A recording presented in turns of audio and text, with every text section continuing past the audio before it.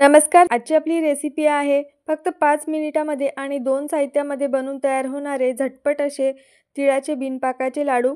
अगदी छान मस्त पेड्यासारखे सॉफ्ट हे लाडू बनून तयार होतात. तसेच अतिशय पौष्टिक असे आहेत. चला तर मग जास्त वेळ न घालवता रेसिपीला सुरुवात करूया. तिळाचे लाडू बनवण्यासाठी या ठिकाणी बघा मी 2 वाटी एवढे गावरान तीळ घेतलेले आहेत. हे आमच्या शेतातले तीळ आहेत. यामध्ये थोडेसे काळे तीळ सुद्धा मिक्स आहेत.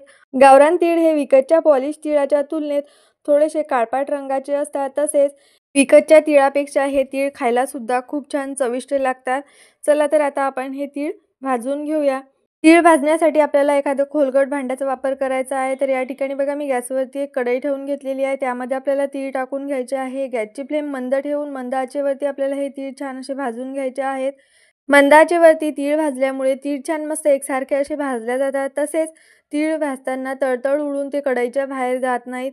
तर या ठिकाणी बघा मी मंद आचेवरती अधूनमधून परतून घेते. तीळ छान मस्त तीळ फुलेपर्यंत भाजून घेतलेले आहे. त्यानंतर आपल्याला गॅसची फ्लेम बंद करून घ्यायची आहे आणि हे तीळ पूर्णपणे थंड करून घ्यायचे आहेत.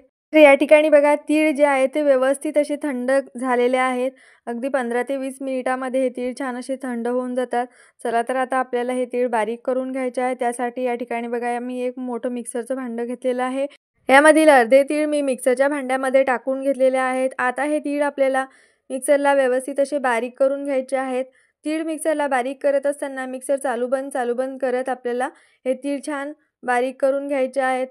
तर या ठिकाणी बघा मी मिक्सरला तीळ छान असे बारीक करून घेतलेले आहेत. आता राहिलेले अर्धे तीळसुद्धा मी सारख्याच पद्धतीने मिक्सरला फिरवून घेते. सगळे तीळ मी मिक्सरला बारीक करून घेतलेले आहेत. त्यानंतर यामध्ये आपल्याला गूळ टाकून घ्यायचा आहे. तर 2 वाटी तीळ होते त्यासाठी मी या ठिकाणी बघा बारीक चिरलेला 2 वाटी गूळ घेतलेला आहे. गुळाचं प्रमाण तुम्ही तुमच्या आवडीनुसार या ठिकाणी कमी जास्त करून घेऊ शकता. तर 2 वाटी तिळासाठी 2 वाटी गूळ अगदी परफेक्ट प्रमाण आहे. त्यानंतर या ठिकाणी बघा मी फ्रेश अशी मस्त जायफळ आणि इलायची खलबत्त्यामध्ये कुटून त्याची पावडर तयार करून घेतलेली आहे. तर 1 चमचा एवढी आपल्याला जायफळ इलायचीची पावडर यामध्ये टाकून घ्यायची आहे.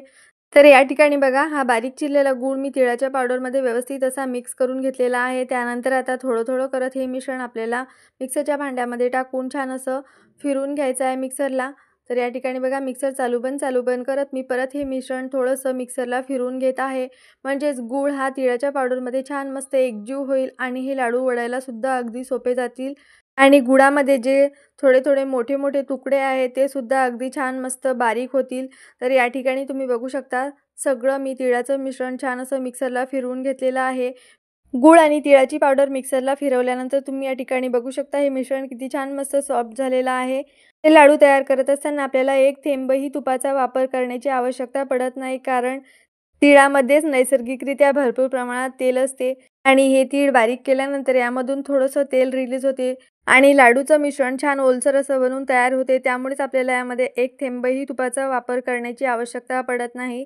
चला तर आता आपण तयार मिश्रणाचे लाडू वळून घेऊया. तर या ठिकाणी बघा मी थोड्या मोठ्याच आकाराचे लाडू वळून घेत आहे. तुम्ही तुमच्या आवडीनुसार या ठिकाणी लाडू वळून घेऊ शकता. तर या ठिकाणी व्हिडिओमध्ये तुम्ही बघू शकता लाडू अगदी सहजासहजी छान मस्त वळले जात आहेत. अजिबात जास्त मेहनत घेण्याची आपल्याला या ठिकाणी आवश्यकता पडत नाही. मस्त छान गोल गरगरीत असे हे लाडू वळले जातात.